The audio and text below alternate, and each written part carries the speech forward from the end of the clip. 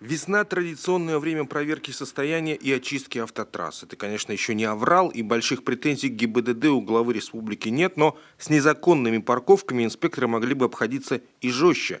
Зато есть вопросы у Сергея Гапликова сегодня к муниципальным властям. После резонансных ДТП со школьниками, к учебным автобусам, а их в республике 200, сегодня повышенное внимание. Кто за рулем, какой у него стаж, техническое состояние машины – все это буквально под микроскопом. И троих водителей уже отстранили. В Троицко-Печорске решили от проблемы откреститься. Нет водителя, не будет и маршрута.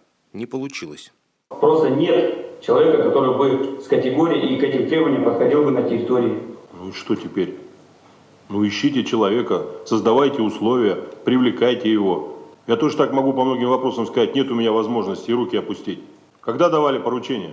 Значит, к 1 апреля, чтобы все было организовано. Задача понятна или нет? Задача понятна. Что-то не вижу оптимизма, я не слышу оптимизма в голосе. А где Сидорин? Сидорин где?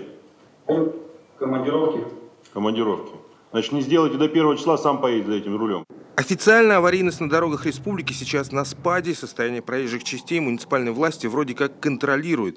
Не везде, правда. Вуктыл в этом смысле зиму прошел со знаком минус. Как главный индикатор – 22 обращения на горячую линию главы. И пусть сегодня в городе газовиков по-прежнему у жителей есть вопросы по состоянию пешеходных тротуаров и обочин, войну с ленивым подрядчиком местные власти, похоже, выиграли. Одна из 6 подрядных организаций, которые обслуживают округ, очень халатно относилась к уборке снега по городу. Это по городу конкретно контракт.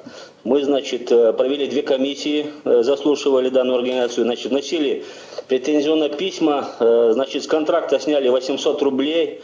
Значит, кроме того, расторгли контракт, и вот в феврале, в январе, в принципе, разовые контракты заключали, занимались очисткой города с другими предприятиями.